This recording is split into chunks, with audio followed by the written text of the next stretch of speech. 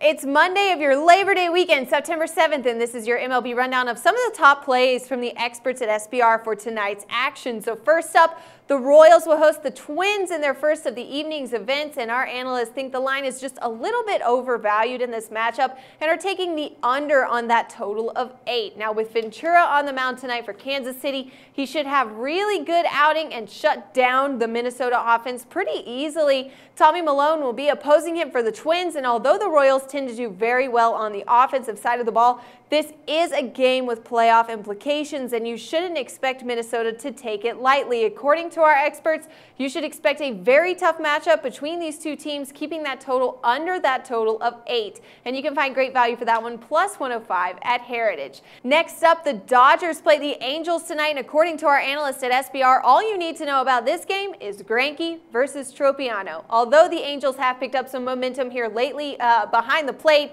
Greinke is the best in the majors, no questions asked. ERA of 1.59 to go along with that 15-3 record this season.